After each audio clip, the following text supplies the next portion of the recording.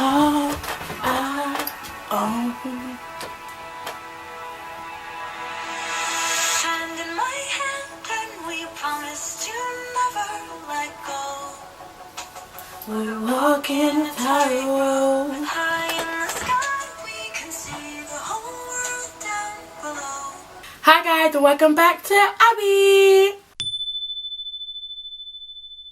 So today is a little bit of a different video going on, mainly because I want to take my channel in a different direction. So I watched a lot of Shane Dawson,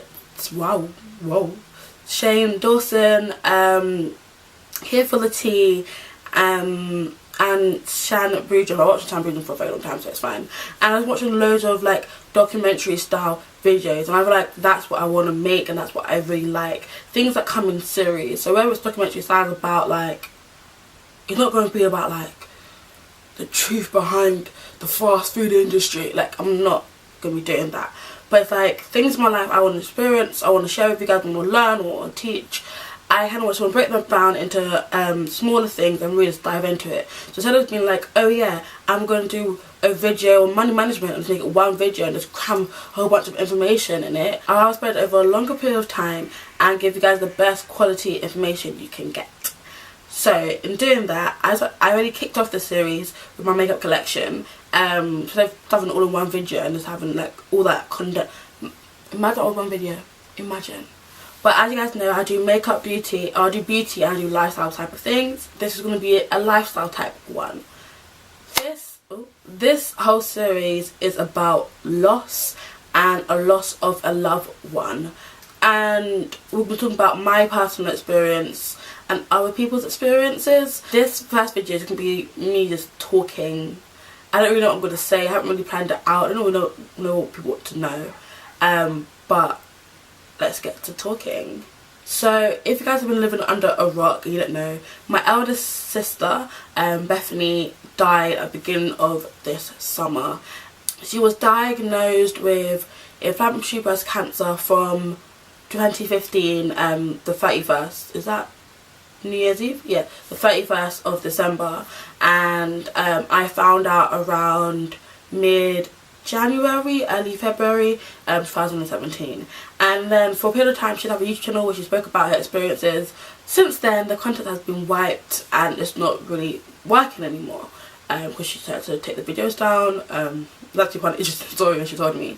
But I'm not going to be going into too much details about how she died, what she went through, other than like the facts, because I know my sister might watch this video, Zara, or her fiance might watch this video, or her daughter might watch this video back, and it's a very delicate, not delicate, but it's a very like emotional time, and like I don't really want to like be blasting my family's information all over the internet, especially if I haven't even told them that I'm basically doing this. I kind of like said in passing that I'm doing a video like this. I haven't really told them, but I'm only talking about like my personal experience, seeing my sister with cancer and then her death really. So like I said, I have two older siblings. Well no, I have two older sisters. Are you gonna stop or we'll have to eat and pause? I have two older sisters. One is called Bethany and one's called Zara, and I've known them my whole entire life really. I'm the youngest, and it was always just us three plus my mum. It was just like four of us. We used to live in Streatham, and there basically was just us four in the house. And much like to my knowledge, like yeah, my dad lived there before my dad got before my mum and dad separated, but I don't have any memory of that. So to my knowledge, it's only mainly been me, my mum, my sisters in that house, and that's just always been us. And Bethany was the dream child. Not because she was perfect or anything, but because she was understanding, she was welcoming, she was honest, she listened, she gave advice. She was just like the dream person that everybody loved. And she was my big sister, she was my role model. Oh gosh, I'm gonna cry. Not anymore, not right, yeah. But she was my big sister, she was my role model, she was my example. I was like, basically everything I've done up until life so far has been a way to like a way to like get closer to her, or like to show, like, to do something that she was doing, was to make her proud, really. And that was like what I always did. So also when you're younger, you always want to be around your sisters, you want to like copy them, want to do this, do that. Me and Zara basically had a falling out when we were younger, just because I think it was like miscommunication. But I think like one day she like was trying at me, and then since that day I never really told her how it made me feel, and then we just stopped talking. And like being in each other's space all the time, like, it's a lot, especially growing up. And one's a teenager and one's a little girl. You just want to follow them around everywhere. It's like, yo, Abigail, chill, give me my space. Me and Zara are fine now though. And then there was Bethany. She was growing up, she was doing her thing, she was going out with her friends. I was like, oh my gosh, I want this lifestyle, like Ebony says now, like, I want to be an auntie, I want all these makeups, I want all these clothes. Like, I wanted to be like Bethany, I wanted to go out, I wanted to have fun with my friends and do all these things. Bethany she's gone through like other things in her life, and like she's always gone through them with a smile, with a positive attitude, and like, don't worry about me, focus on yourself, I'm fine, I got this. And she always had it, like, had everything in her life under control. No matter what trials and tribulations she faced, she had it under control. But then made me feel like, no, Abigail, what you go through, have it under control. Like, have it on lockdown. Yeah? You got this. And that's my sister is. She was my role model. I always said that, like, I don't idolize people, but I had Jesus and I had my sister, and those are the two people I aimed to be like. Literally, that was it. Because Bethany was just nothing short of amazing and nothing short of imperfect, because obviously no one's perfect, everybody's imperfect, but she was like the perfect imperfect person. And like every person she touched, like she met in person and anything, she impacted their life for the better. And why would you not try to like be like that? Yeah, so I've always grown up with my sisters and just always been us. We've done things over the year, like we went like on holiday together, obviously we're sisters. We like done projects together, like the 3 boats and the YouTube channel, and there's so much things we've done together, like so many things they've supported me with, I've supported them with. It's like we're sisters, like that's just how it's always going to be.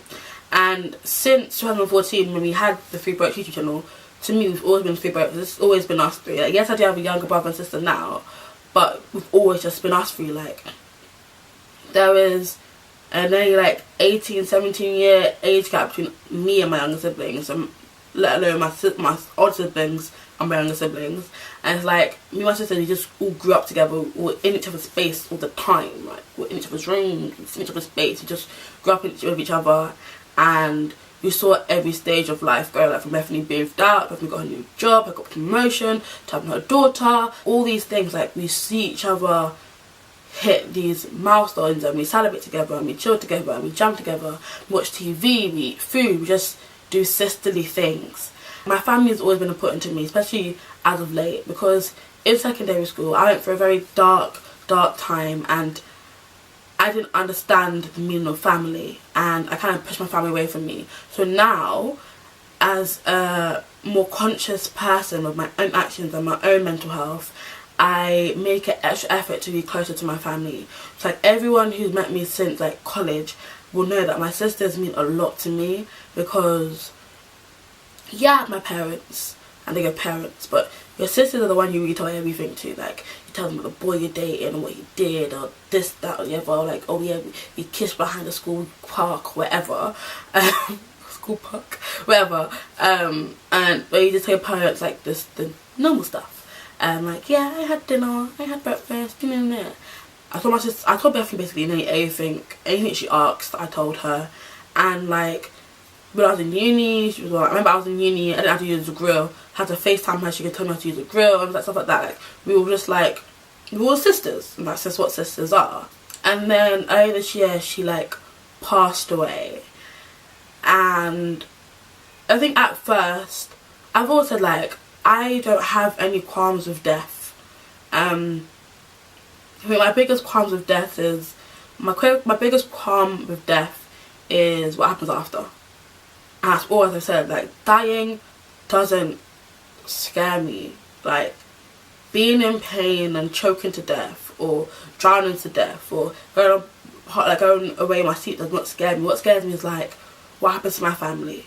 What happens to my friends? Are they going to be able to move on? Will things get better? Will things get worse? Stuff like that has always been like my qualm. So like after death was always what I've had a thing with, like what happens after, like burn heaven and hell, like what happens to my family after, because I'm not there to like see what happens to them.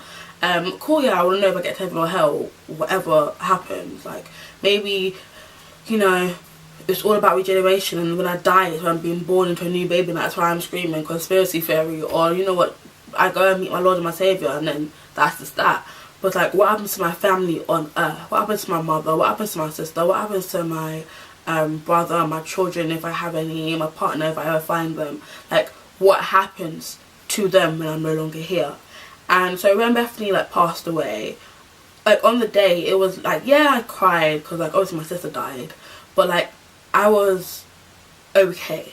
Like, I think between then to now, the most time I've been okay was the day my sister died. I was okay. I feel like that's a lot with many people. Like, yeah, well, maybe for me anyways, yeah, I cried and yeah, I was sad, but I'm just like, what do we do? Like, how long do we have the hospital room for? How is Ebony? Are people gonna come? We need to tell them. Just, I was in like, let's handle my shit now. Oh, sorry, but yeah, let's handle my shit now and let's get things going. Like, that's how Bethany was. She was like, okay, instead of moaning or complaining about something, what can we do to change it? What can we do to fix it? And that's just the mindset I had. Like, what can we do? What can we do? So the next day, Bethany had planned to go to Beyonce with her best friends and her close friends. But she told me earlier in the week that she probably won't be able to go because she probably won't feel well enough.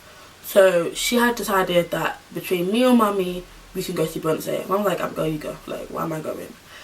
So the day after she died, when everyone was at home and everyone was grieving, I had to put on a full face of makeup. Something that like I shared so deeply with my sister. Like, my sister that love makeup together. Put on a full face of makeup, leave my house and go to the Olympic one, and then sit there and watch Beyonce perform and just be happy, because everyone around you in life is happy. I'm just like, yeah, I enjoy myself, but this time it's like I just don't want to be here. Like, I wasn't meant to be here. This ticket wasn't bought for me in mind. And it's just like, why am I here? Right, then the next day I came home and then we started planning for her night, what's like a Caribbean tradition. And after that I started planning for her funeral, which is like a normal tradition. And then her funeral happened, and then it's now been a month post my sister's death and I haven't done with anything. I've just been on a run. Like, I started work the Monday after my sister died. So my sister died on a Thursday and I started work on the Monday, and I literally was going and going and going, like, okay, I need to get my work done, I need to get money, I need to clear my debt, I need to do this for you, I need to do that for uni, we do this for the funeral, that for the night, this for that, and this for that, and this for that, and this for that, and this for that. And I just sat down, deep, my sister was gone. Yeah. So it's now around mid-July. I'm just now have more time on my hands, because before, when I wouldn't be at work, I'll be helping her in the funeral, I'll be doing stuff, I'll be decorating, I'll be researching. Now I just have this excess time on my hands. And I then had to reset my exam for uni, and at the end of July. And then there was a wedding, and then literally it got to August 11th. I realised that, Abigail, you haven't sat down and really done anything. And like, it came out like I would like cry on the way to work, I would cry on the way home from work, I would cry lying down. I'm just crying. I was like, Abigail, you need to like sit down, and I understand why you're crying, because it's not just your sister's death you're crying about, and like, you had things going on before your sister died, and my sister died is now adding to those things. So you need to sit down and think through what you're going through. And I realized personally for me that my life goals had changed, and no one was really on my wave. I think my mum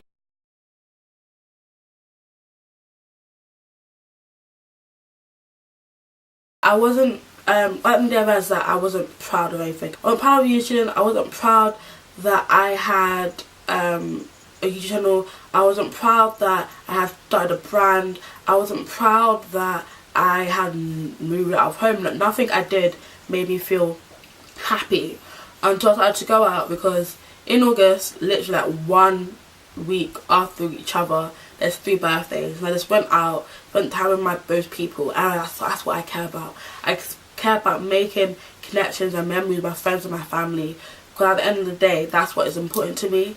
And I realised that one of my biggest things is that I don't remember past my sister being diagnosed with cancer, mainly because when I was going through these things I went through in secondary school, I thought the best way to deal with them is to block them out.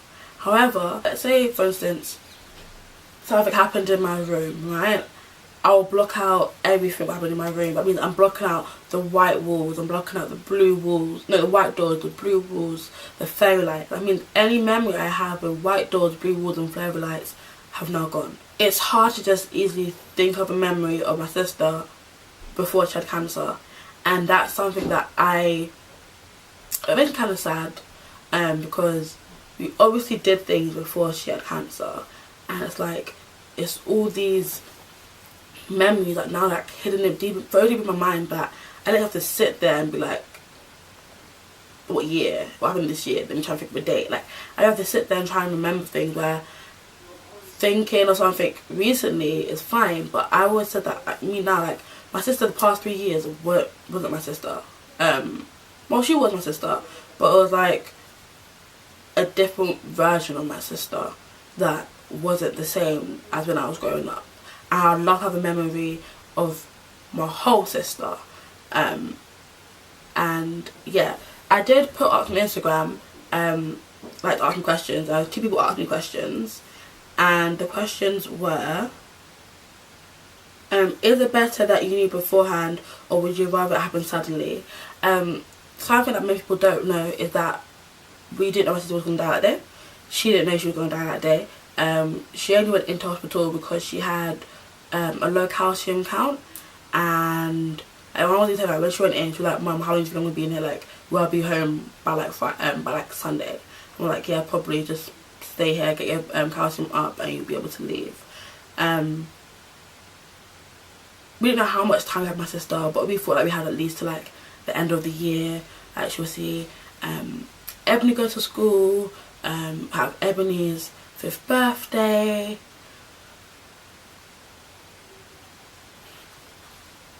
Yeah, so we thought we have like the whole summer, Ebony go to school, Ebony's 5th birthday, Christmas, and just the whole of this year. Like, up until she turned 30, like, she was making plans for her 30th birthday. So in that retrospect, it was really sudden, and by knowing beforehand, it was like, oh, you know, she's gonna die in the next like 6 months, or just know that she just wake up one day that she's no longer there. I think past like, everyone will say like, oh yeah, I would love to know so I can like do things with them or stuff like that. But I feel like when it gets close to the day, we'll start to like avoid the person, or like the day they'll be by themselves. And one thing I'm happy that my sister wasn't by herself. So in that respect, I'd rather it happen suddenly, and I just deal with it when it comes, so I happen to pre-plan it, especially the way I am. I'll prefer it to happen suddenly. Like, I won't let my sister die anywhere near soon. I thought we would spend like, she would see my 20th birthday and my 21st birthday.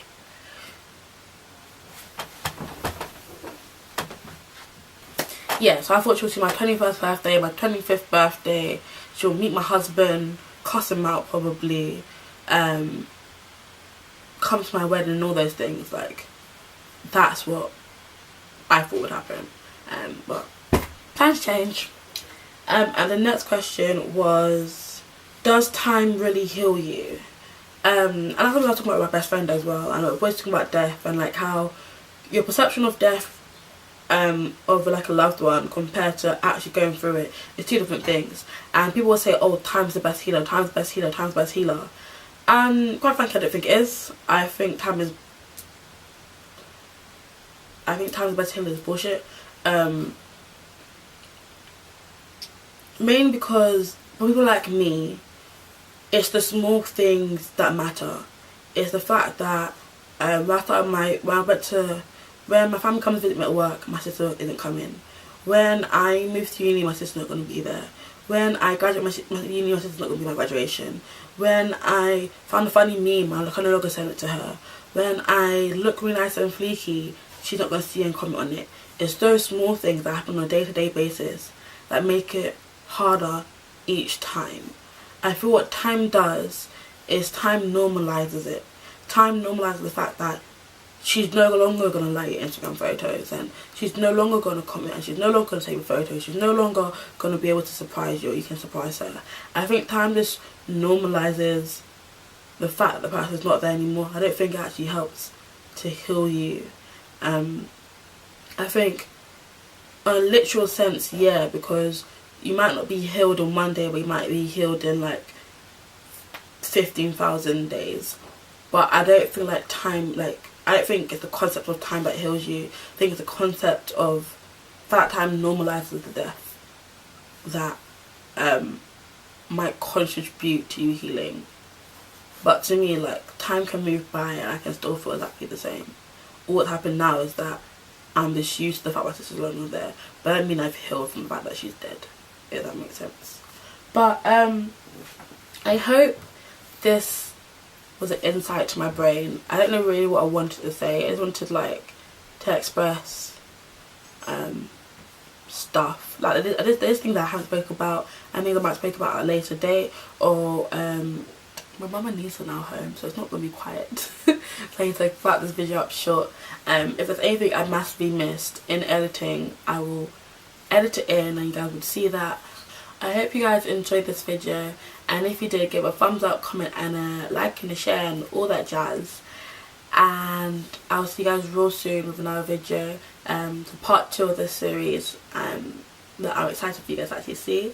And make sure to work on yourself by yourself for yourself. Work on yourself for yourself by yourself, because I think I'm saying, like, if you don't do it, who's going to do it?